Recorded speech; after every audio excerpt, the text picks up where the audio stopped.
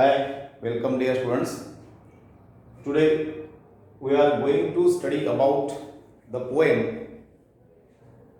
Basketful of Moonlight 1.3, page number 17. Okay. Now first of all, the questions given in this heading chit chat.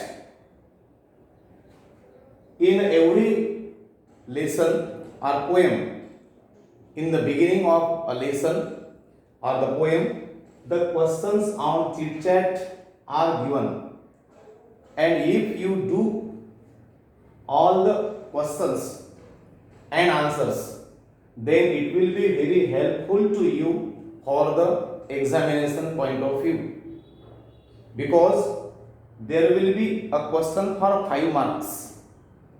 Okay, चीट चॅटवर तुम्हाला तुमच्या प्रश्नपत्रिकेमध्ये 5 मार्काचा question असणार आहे. आणि आपण जर प्रत्येक लेसनच्या सुरुवातीलाच आणि पोएमच्या पण सुरुवातीला जे चीट चॅट किंवा वॉर्मिंग अपचे क्वेश्चन दिलेले असतात ते जर चर्चेमधून सोडून ठेवले, actually we have to discuss in groups in the class, but today nowadays it is not possible for us to sit in the class, but we can discuss with our friends in many ways. Okay, and you have to write the answers of these questions in your notebook.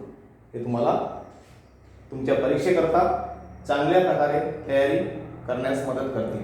Okay, now the first question in chit chat: did you like to hear bedtime stories when you were a child? जेव्हा तुम्ही लहान होते, 4थ्या वर्गात, 5व्या वर्गात, 6व्या वर्गामध्ये होते, तेव्हा तुम्हाला बेड टाईम स्टोरीज म्हणजे झोपण्याच्या वेळी रात्रीला कथा ऐकणं आवडायचे का? वर्बल क्वेश्चन आहे, उत्तर कशामध्ये येईल तुम्हाला? येस किंवा नो मध्ये. ओके, मग तुमचं उत्तर काय असलं की yes, I like to hear bedtime stories when I was a child. मला खूप आवडायचे, मला अशा कथा ऐकायला खूप आवडायचे. Second, who usually told the bedtime stories? मग त्या कथा तुम्हाला कोण सांगायचे? याचं पण उत्तर वेगवेगळं असू शकेल. May be your mother, your father, your grandma, your grandpa, और may be your aunt, anyone, any elders in your family. याचं आपण नाव जर लिहिलं आणि मेन्शन केलं तर आपण याचा आन्सर सहज देऊ शकतो. यस, याचं सेकंड हू म्हणजे पर्सनचं नाव लिहायचं. हू युजली टोल्ड, कोण सांगायचे? बहुधा my grandmother usually told the bedtime stories. Okay, third question, why did you like them? तुम्हाला ते का आवडायच्या? ज्या तुमच्या बालपणामध्ये तुम्ही ज्या कथा गोष्टी वगैरे ऐकलेल्या आहात त्या तुम्हाला का बरं ऐकायच्या? मग त्याचंही वेगवेगळं रिझन असू शकतं. Because the stories I heard at the time were very simple, they were very interesting, they were the fairy tales, परिकथा होत्या. दे वर मोस्ट इंटरेस्टिंग, खूप इंटरेस्टिंग होत्या. And there was full scope for the imaginations and we felt for some time that we were in the age, in that age. त्या काळामध्ये आपल्याला त्या घेऊन जायच्या आणि त्या ऐकता ऐकता आपण केव्हा झोपी जायचो ही आपल्याला कळायचं नाही. म्हणजे अशा वेगवेगळ्या कारणासाठी मला त्या स्टोरीज आवडायच्या. Why did you like them? Because the stories that I listened at that time were very simple, very interesting. They were the fairy tales. They have the full morals. Morals means चांगलं वाईट यामध्ये शिकायला मिळायचं. कारण त्या काळी आपण काय करतो की आपण ज्या आपले आजी आजोबा, आई वडील यांना आपला आपण रोल मॉडेल मानतो, and we trust on them. त्यांच्यावर आपण विश्वास ठेवतो, ते जे काय सांगतात. आणि प्रामुख्याने या वयामध्ये कथा मुलांना फारच आवडतात. आपण त्या वयामध्ये त्या गोष्टीमध्ये रममान होऊन जातो. Okay, and therefore I like them very much for these many different reasons. Okay, then fourth question, do you still like to hear those stories again? त्या कथा तुम्हाला पुन्हा आता या वयामध्ये, now you are in 10th standard, आताही तुम्हाला त्या ऐकणं आवडतात का? याचे उत्तर you can answer this question yes, even today. Still I like to listen that stories again. काहींचं उत्तर असं असतं, no, now I don't like them. I don't like that stories because now I grew up. मी आता मोठा झालेलो आहे. Now I understood.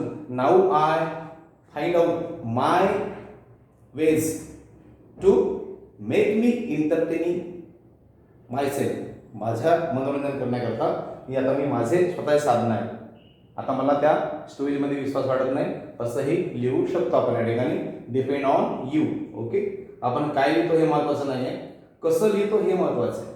Okay, again you have to write the answers of these questions in your notebook. Now the second question is there in chit chat. Discuss in groups about the procedure of planting a tree. Write the steps in bullet points, means प्रमुख मुद्दे, ठळक मुद्दे, and present it before the class. जे आपल्याला समजा झाड लावायचं आहे, झाडाचं बी लावायचं आहे, तर त्याचं procedure, bullet points in 5 or 6 bullet points you have to write, and you can write easily because it is again the familiar question for us. First of all, we will discuss about the next question. Discuss in pairs and write what your father and mother do for your family. तुमचे आई आणि तुमचे वडील तुमच्या family करता काय करतात, कोणतं काम करतात, त्याची आपल्याला या ठिकाणी लिस्ट लिहायची आहे. काय काय करतात. अजून पुन्हा हा it is again very familiar questions for you, for all of us. Okay, now first of all, what does the father do for his family, and then the mother does the works for the family. First, works hard to earn living. जे कुटुंब चालवण्याकरता, कुटुंबाचं पालन पोषण करण्याकरता अतिशय परिश्रम करतात. वडील काय करतात, आपल्या फॅमिली करता परिश्रम करतात, मेहनत करतात. Backbone, the father is a backbone of the family. मुख्य आधार, जसं आपल्या पाठीचा कणा असतो. समजा पाठीचा कणा मोडला तर आपण सरळ उभं राहू शकत नाही. तसं वडील समजा हयात नसतील किंवा समजा काही कारणास्तव समजा काही अघटित घडलं तर ते फॅमिली जी आहे, ती कुटुंब जे आहे ते कोलॅप्स होतं, कोलमडून पडतं. And therefore, the father is called the backbone of the family. Loves and takes care of everyone, every family member. कुटुंबातील प्रत्येकाची काळजी घेतात, प्रत्येकावर प्रेम करतात, काय हवं काय नको हे बघतात. Then the father supports and provides the needs. प्रत्येकाच्या गरजा, मुलांच्या गरजा काय आहेत, बाकी वरिष्ठ मंडळी आजी आजोबा असतील त्यांच्या गरजा काय आहेत, त्यांना कोणत्या समस्या आहेत ह्या त्या पुरवतात. And supports the children particularly for choosing the education, the stream of education, for choosing the career. Then fulfils the dreams of the family members. प्रत्येकाचं स्वप्न आहे. मुलांना काहींना डॉक्टर व्हायचं आहे, काहींना इंजिनियर व्हायचं आहे, काहींना आर्किटेक्चर व्हायचं आहे, काहींना टीचर व्हायचं आहे, काहींना पुन्हा अन्य कोणत्या मार्गात जायचं आहे. तर त्यांच्या इच्छेप्रमाणे त्यांचे स्वप्न ही पूर्ती करण्यासाठी ही फुलफिल्स द ड्रीम्स, त्यांचे स्वप्न पूर्ण करण्याचं काम, महत्त्वाचं काम वडील करतात. The father guides and suggest for bright future. मुलांच्या उज्ज्वल भविष्याकरता त्यांना ते मार्गदर्शन करतात आणि सूचना देतात. काय करावं, काय करू नये, कसं वागावं, कसं वागू नये, कोणते मित्र बनवावेत, कोणते मित्र बनवू नये. आपण जेव्हा दुसऱ्या गावी जातो, शहरामध्ये शिकायला जातो, तेव्हा स्वतःला कसं जपायचं आपल्या अनुभवातून they always tries to teach the children. Then the father is a role model.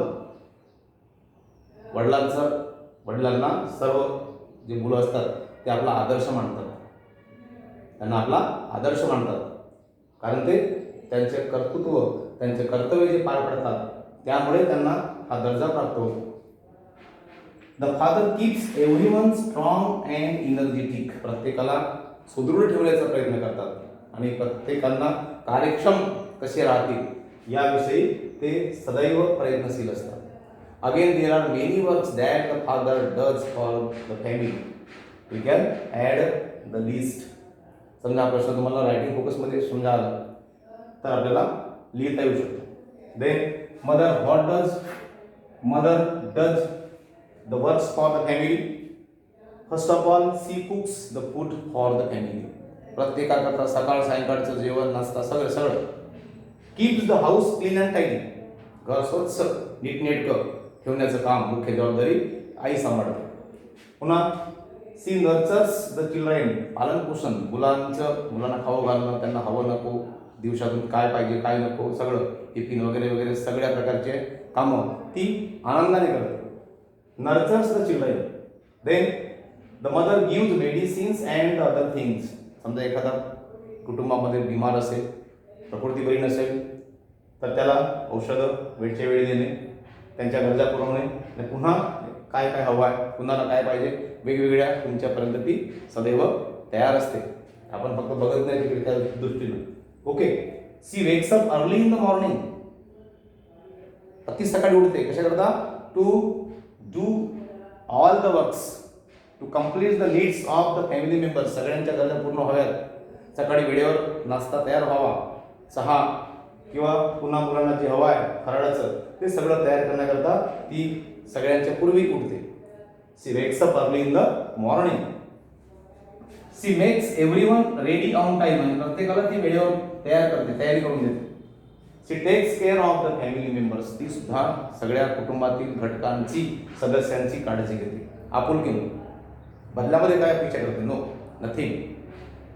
She doesn't expect anything from the family, but she sacrifices herself. She works and works 24 hours for the family and she attends to everyone. प्रत्येकाच्यासाठी, प्रत्येकाला वेळच्या वेळी त्यांना जे हवं असेल ते देण्याकरता ही तत्पर असते. All these are the works done by the mother for the family. Means both have the important roles for the family.